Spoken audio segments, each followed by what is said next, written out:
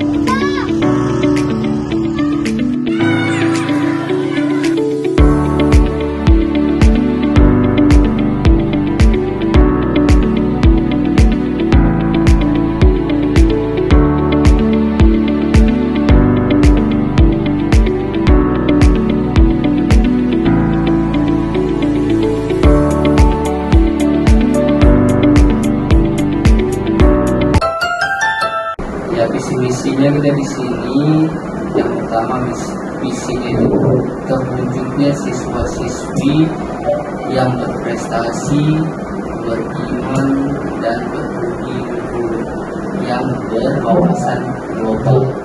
Nah, di situ ada beberapa kata kunci. Pertama, beriman, berprestasi, budi luhur dan wawasan global. Jadi ada 4 kata kunci di situ. Yang pertama yang beriman, terus berbudi luhur. Kami boleh tahu nama Ustazah? Baik, nama saya Ustazah Diana. Biasa anak-anak di sini manggil saya Ustazah. Ustazah ngajar apa? Kebetulan saat ini di tahun ajaran 2025-2026 ini saya memegang kelas 2B. Tapi di tahun sebelumnya kebetulan memegang kelas 3A. Udah lama di sini? Mau masuk 2 tahun sih ya. 2 tahun di sini. Dan 2 tahun juga alhamdulillah dipercaya sebagai wali kelas.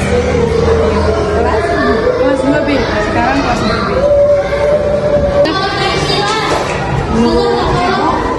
Metode pembelajaran apa yang paling efektif untuk membantu murid memahami pelajaran dan masyarakat? Metode tersebut seperti itu Kebetulan kalau kita membicarakan tentang metode belajar itu nggak ada patokan pasti. Balik lagi tergantung tingkatan anak-anak.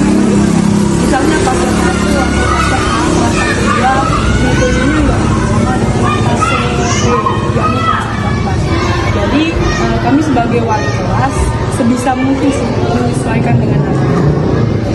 Karena saya kebetulan wali kelas 2B, jadi metode yang kami pakai khususnya di kelas 2 itu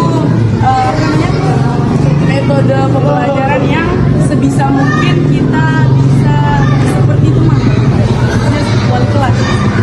Karena kalau kita memakai metode yang yang sama dengan kelas atas kayak kelas 3, 4 yang dimana sifat pembelajarannya berbasis teori, terus kemudian latihannya banyak, itu tidak mungkin sama. Jadi kita metodenya sebisa mungkin bisa menyatu dengan anak-anak, kemudian metodenya berbasis ya dipahami dan kita mix dengan main-mainnya.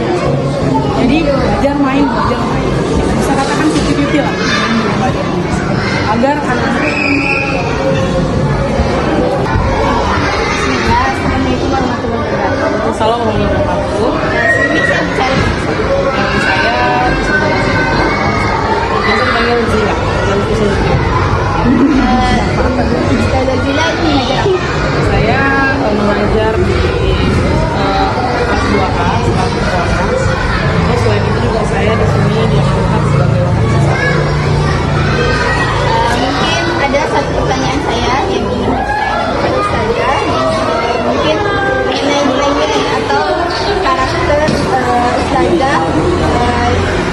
atau tekanan kepada murid di dalam kelas, dan bagaimana cara ustazah menanamkan nilai tersebut?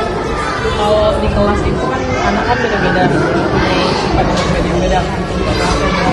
Pertama itu waktu awal masuk di tahun ajaran baru 2026 yang saya sangat merah, tidak bulan pertama saya harus menyesuaikan. Terus saya di kelas itu mungkin ada beberapa anak yang mungkin habis ada dan setelah 3 bulan pertama memang agak lulus ya, adaannya memang karena mereka transisi dari tahap 1 ke tahap 2, jadi itu juga tantangan bagi saya, dan alhamdulillah sekarang itu anak-anak sudah semakin dekat sama saya, bukan cuma dekat sebagai walas tapi dekat sebagai kakak. Mungkin di sini ada beberapa pengajaran gitu yang susah bagi anak. Di sini mungkin yang agak susah itu tentang karakter mereka ya, karena mungkin mereka itu tadi mereka berbeda karakter, dan di rumah gimana mereka dibawa ke sini, sehingga memang ada beberapa anak yang butuh wataknya, jadi harus betul-betul kami bina perlahan, dan saya juga selaku siswaan juga baik berperan di sini. Itu sih karena itu untuk orang yang belajar. Mungkin cukup ya. Pertanyaan saya mengenai ini. Terima kasih sebelumnya Ustazah. Nanya boleh? Mungkin kegiatan selain tadi yang disebutkan kakak ini ya, sholat duha itu mungkin ada kegiatan lain selain sholat duha? Oh, senang pagi.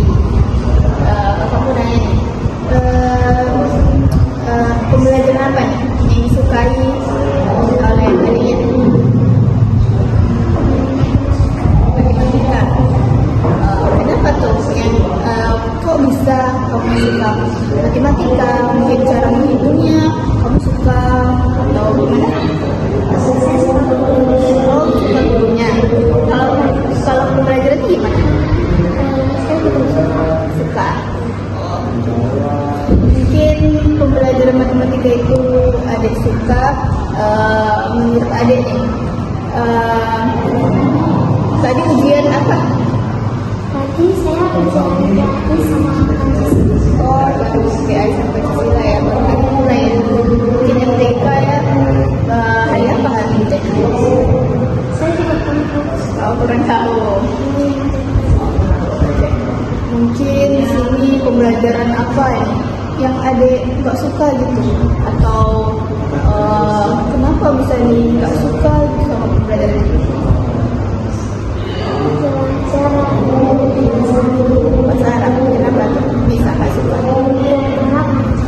Panjang. Kalau panjang itu apakah bisa adik baca bahasa Arabnya? Saya bisa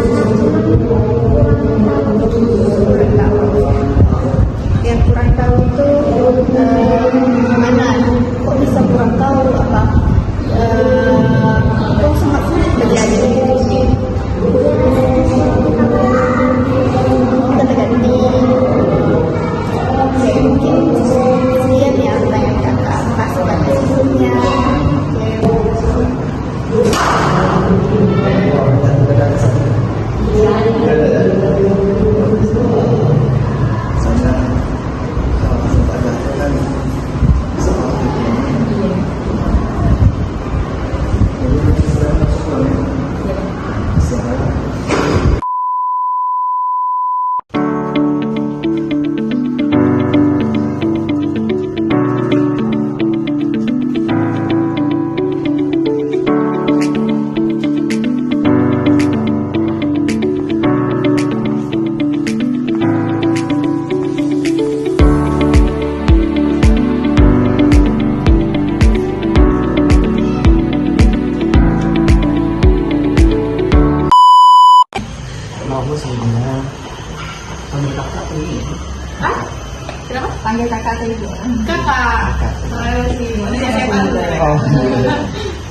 begini ya. Iya. Di sini kan kami sedang meneliti budaya-budaya yang ada di sekolah. Oh iya. Jadi ingin menanyakan gimana sikap dan perilaku dari anak-anak sekolah Al-Fauzan ini. Sikap dan perilaku ya. Iya, sikap dan perilaku. Ketika membeli di kantin. Iya. Oh, kalau mereka membeli di kantin itu nanti berbaris mereka. Jadi berbaris. Jadi satu-satu dia memang udah diatur. Jadi yang perempuan di sebelah sini, yang laki-laki di sini gitu. Jadi mereka tuh udah teratur jadi berbaris. Berarti dari segi pembelian tidak diatur di sini. Iya benar. Oke, insyaallah. Jadi kalau untuk makan mereka diberikan apa kalau seandainya mereka makan berdiri itu gimana? Oh itu diingatkan nanti diingatkan kan dari ini setiap upacara biasanya dinasihatkan setiap pembina upacara tuh setiap apa menyampaikan itu pasti ada menyampaikan mengingatkan temannya untuk mengingatkan yang sedang berdiri makan disuruh duduk atau minum. Terus kalau misalnya ada temennya jilbabnya rambutnya yang nampak juga diingatkan gitu. Jadi udah memang diingatkan di setiap upacara. Jadi setiap waktu diingatkan itu. Iya betul. Jadi kalau dibilang masuk dari budaya yang sangat mendisiplinkan. Iya alhamdulillah. Kalau untuk makanannya sini, ini memang kakak sendiri yang buat apa? Iya ini homemade semua rata-rata sih. Oh, Rata-rata buatan sendiri. Ini kelihatannya menjadikan lagi kan? Boleh dicoba dibeli.